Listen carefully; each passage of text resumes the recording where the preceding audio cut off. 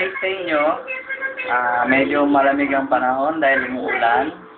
Kaya naisipan ko magluto ngayon ng isang ulam na tamang-tama sa panahon. Ito yung Bicol Express. Ang mga ingredients natin, gulay na sili, gata ng niyog, karne ng baboy, bawang, at bagoong. Mas maganda kung yung gulay na sili natin berde pa. Hindi kagaya ng mga matatanda na gulay na sili na medyo manilaw-nilaw. Kasi mas malasa siya at saka mas masarap siyang lutuin. Bali, slice muna natin itong sili. Slice natin siya ng pahaba. Kailangan ihiwalay natin siya sa tawag dito, buto. Para hindi masyadong humalo sa pagkain yung sa gulay yung buto.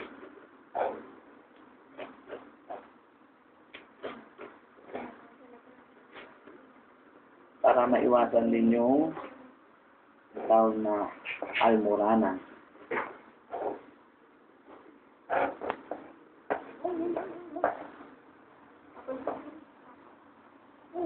Actually, meron na akong nahiwa na. Ito yun. Nahalo na lang natin siya.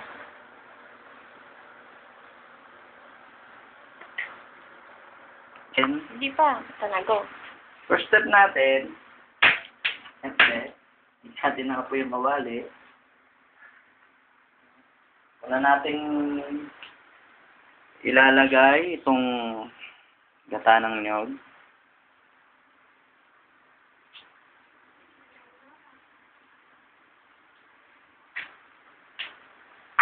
Pwede na nating isabay itong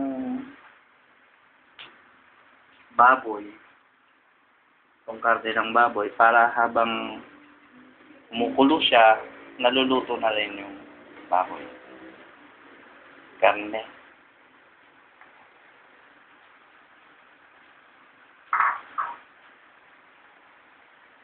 Tayo lang natin siyang kumulo. Yung bawang, pwede na rin natin siyang isabay. Gagawin natin sa bawang. Puka. Hindi natin siya pwedeng ilagay ng buo doon. So, bibigyan natin siya para lumasa.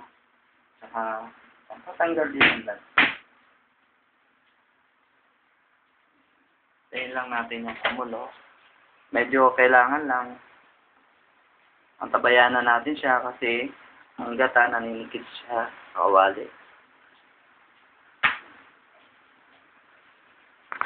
Ngayon, ito kailangan nahalo natin siya para hindi tumikit yung gata, yung pinaka-anos niya sa kawali para maiwasan yung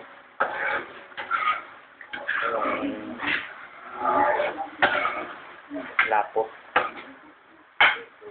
Next step natin, lalagay natin yung bagoong. Lalagay natin yung bagoong.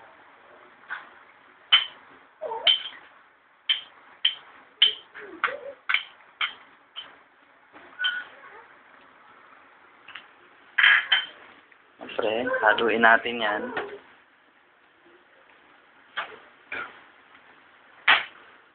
Para sumabay siya sa pagkaluto ng karne tsaka nung gata. Ayan natin to hanggang sa maluto yung mga karne.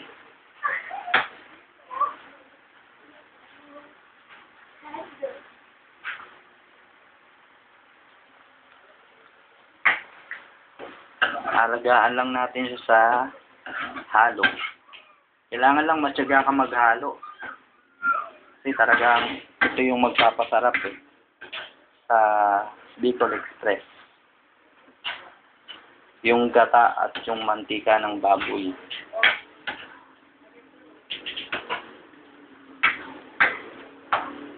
Off.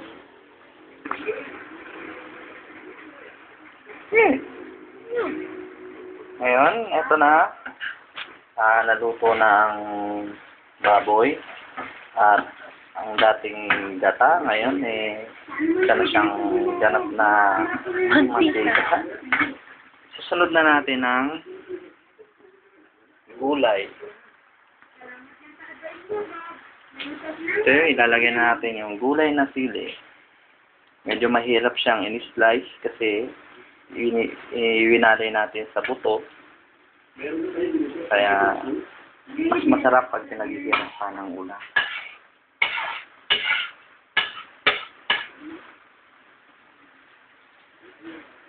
Luwin lang natin siya para umibabaw yung sa ilalim.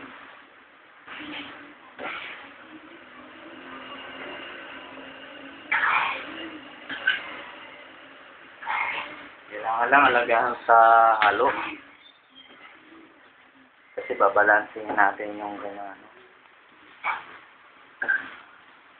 Lasa.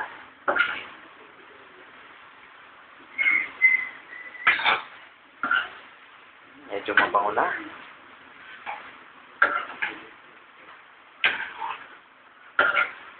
Sarap to ngayong tag-ulan. Padagdag init.